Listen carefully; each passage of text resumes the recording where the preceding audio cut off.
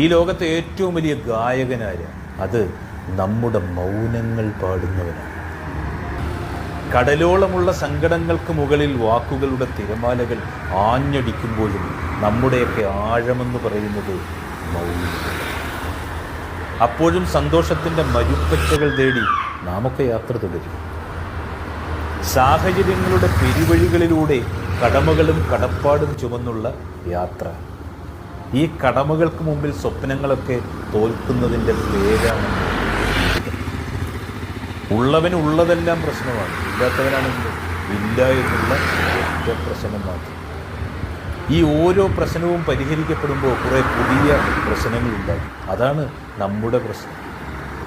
ഈ ചിന്തകളുടെ ആകെ തുകയാണെന്നേ അത്.